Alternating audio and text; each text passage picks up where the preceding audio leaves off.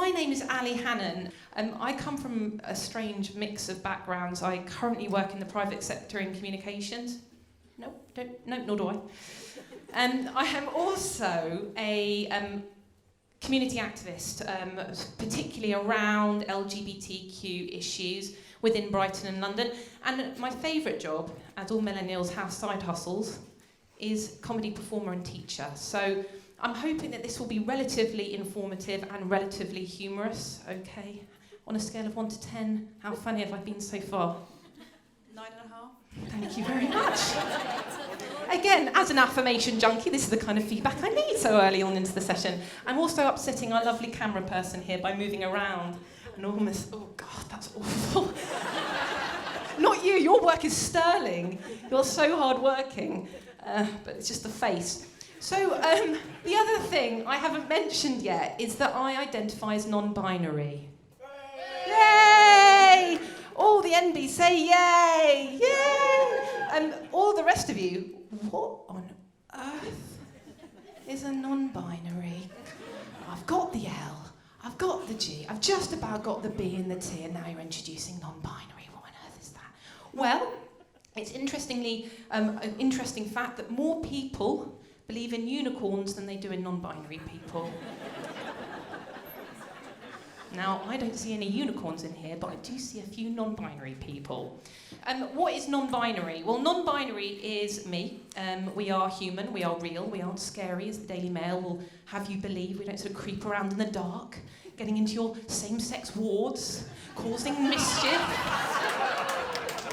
We don't creep around at school, seducing all the teenagers, as also other teenagers. That's a whole topic I'm not going into. We are just normal, average, boring, run-of-the-mill people trying to get on with our lives. So here I am, trying not to be boring or average for you, and trying to relieve a little bit of your worry or questions around what it means to be LGBT in today's society. Without patronising you, would it be helpful if I tried to explain roughly where we're at in terms of being non-binary and what gender looks like in today's society? Would that be helpful? Yeah, okay, good, thank goodness, because that's about 4 minutes of my speech. And I would have had to have made something up. So as I see it, we are all born, and as we are born, medical professionals, some of which are here today, grabs us by our legs. Is that how it happens? Smacks us on the behind? No, not anymore, that's fun, we'll go with it anyway. And depending on whether we have an innie or an outie, assigns us a sex. It's true though. Unfortunately, in that moment, it's not just sex that we're given. We are then handed a pink or a blue blanket, or a hat. And sometimes if they don't have enough of one, they'll give the other, and then there's all sorts of issues around that, isn't there? In that moment, it is accepted that that child will be assigned a gender. And that gender is expected to be adhered to for the rest of its life. And that gender may or may not be the same as how that person feels about themselves, and may or may not align with these various performances that they feel are part of who they are as a person. So as I see it, we have sex, which is chromosomal, hormonal. We have gender identity, which is then how I feel I am, or how society views me. We then have gender expression, which is the fun part. And that's how I tell the world who I am. That's me wearing a suit, or me wearing a dress, or me going into engineering, or becoming a ballerina, or doing both. For some reason, as a society, we have decided that those are inherently gendered, and we are so convinced of this that it makes us feel hugely uncomfortable when somebody defies these. Now, when I was growing up, I never felt particularly aligned with any gender. So I got on with what I knew best, which was climbing trees and defying my mother's instructions to wear beautiful dresses. And then when I was old enough, the word lesbian got branded around. Okay, I can go with this. Which I did for a long time, until I reached a point in my life where that stopped making sense. And I realised that the question about who I was never really about who I was attracted to, but it was who I felt I was. And the best fit for that was the idea of being non-binary. And in that moment, it felt like a weight had been lifted off my shoulders. Why is this important? This is important now because as a society we're reaching quite a critical point. 2019 is the year where a new generation come of age. Does anybody know what their generation is called? Yeah, the last one. Generation Z, yes. Anybody know any Generation Z people? No, none of you. Well, they're all about 18 or younger. And a recent survey indicated that 66% of them identify as exclusively heterosexual. 66% of Generation Z folks identify as exclusively heterosexual. Now, to put that in context, what I'm going to get you to do as groups, just at your tables, is have a little chat about what you think that number is for baby boomers, for people born post-war. So Generation Z, people who are born post-2001, and baby boomers are born after the war. What percentage of those people do you think define as exclusively heterosexual? Ooh, 96% is a strong guess. It's over, though. What about table 20? Well, 95. You're all very optimistic about... It's very good. It's very close. 13. 99. Ah, you know what? It's not. It's 88%. 88% of baby boomers identify as exclusively heterosexual compared to 66% for Generation Z. So what can we deduce from that?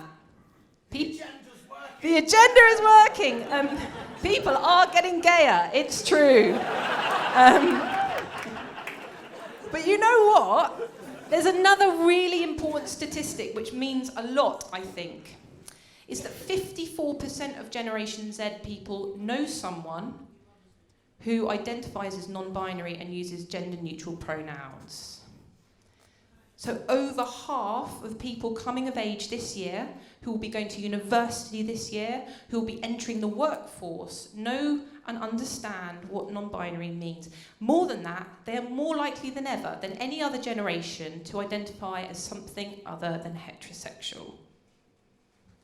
So as employers, as healthcare professionals, this presents a unique challenge, opportunity. But as we did with millennials, we need to make sure that we're ready for them because their needs are going to be very different and their expectations are going to be even more different. So what do Gen Z believe? I'm not going to speak on behalf of all of them, and obviously this is a very specific view from my place in the UK, and most of the research is about the UK. What does this mean about how we look at the world of recruitment and the world of healthcare? Well, Gen Z believe that identity is something that you own yourself. In my analogy earlier, I talked about how we impose gender on people. Gen Z believe that's nonsense, that we have the ability and the right to identify exactly how we feel we want to. Wow. That brings into the mix an infinite number of identities, which I completely understand can feel overwhelming and pretty over the expected normal segregation of man or woman, boy or girl. We start to bring in diversity at a level that perhaps we have never seen before. So what can we do about it? No? Oh, okay, well, I've got some ideas. In order to prepare ourselves, we need to start thinking slightly differently about what we do around gender. So one of the biggest challenges of gender is that it presents us with a sort of dance routine, doesn't it? We know, if I meet a man, I know that I'm going to talk about man things with them, like rugby and beer and things like that. And that allows me to connect with them. It's like a fast-track route to connection and empathy. If I don't know what your gender is, what on earth do I talk to you about? I don't know. And so what we end up doing is we start having to think more carefully about how we engage with people, particularly when it comes to asking them about their health or welfare. So the first thing I want to talk about is consent. Is anybody unfamiliar with the word consent? I imagine that's pretty much part of your everyday parlance. But for me, consent is about asking, and it's about listening, and it's about understanding. One of the biggest challenges we face, I think, across the board, whether it's the private, public, or third sector, is fear of getting it wrong. Anybody suffer with fear of getting it wrong? I think everybody does, absolutely. One of the biggest issues I find in private sector is middle management. God bless you. I love you very much, middle management. But you folks manage so many people, so many diverse people, that sometimes it's just easier to say nothing. If you are dealing with someone who is diverse or different and you don't want to upset them, it is easy to go quiet. But this is where problems really start. For someone like me, if my manager goes silent and stops asking, then I stop disclosing. I don't feel safe and I don't feel included. And what do? I probably leave. I probably go somewhere I am made to feel safe and included and wanted. And this is where we start to see a shift that needs to happen pretty soon, because as we see Gen Z starting to graduate who believe that identity is infinite and malleable and fluid, if we don't start making changes to the way that we engage with people, we aren't going to be able to make the most of their talent. So for me, listening, consent, asking, pronouns, which is a difficult one.